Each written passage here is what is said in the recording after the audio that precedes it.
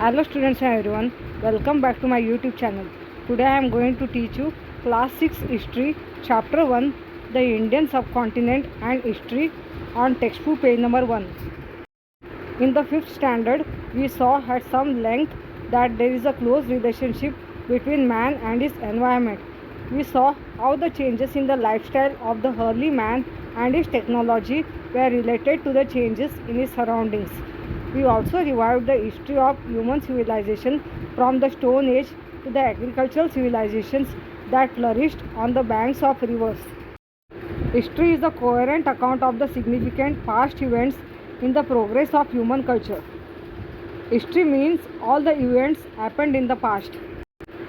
Time, place, society, and individuals are the four major pillars of history. We cannot write history without them. In history, we have to remember date, time, year, and places that was happened in the past events. We also remember the story of individuals that was happened in the past.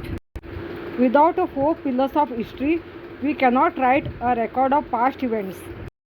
Of these four components, place is related to geography or geographical conditions. In this sense, history and geography are inseparable. History is influenced by geographical conditions in many ways. Look at this point. How are geography and history related? Geography is like the setting stage and history is the story action that took place there. In history, we have to study the story of individuals, political leaders, politicians, time, date, and place that was happened in the past. But in geography, we have to study all natural things. We also have to study all the different places and regions on maps.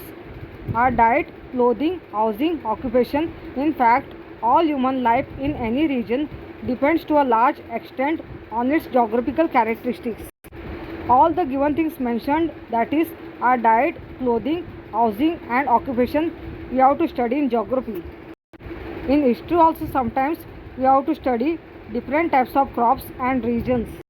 For example, the life of the people in hilly regions is more strenuous than that of the people on the plains. Strenuous means people who do a lot of hard work. The life of the people in hilly regions are doing a lot of hard work than the people living in the plains.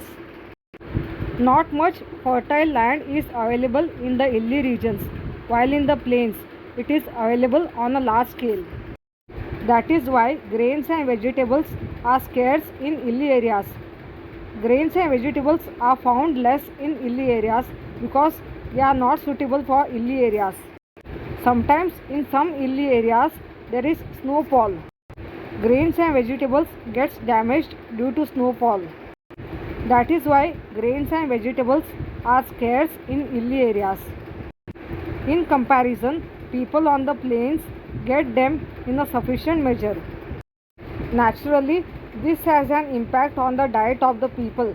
In hilly regions, people depend more on hunting and gathering for their food. We also find other such differences in the lifestyle of the people of the hilly regions and those of the plains.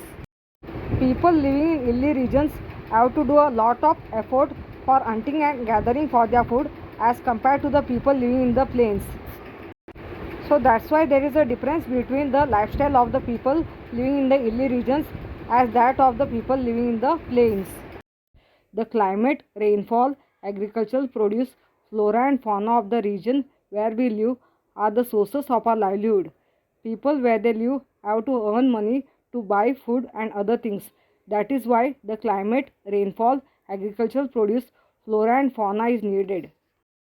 The lifestyle and culture of a region develops with their support.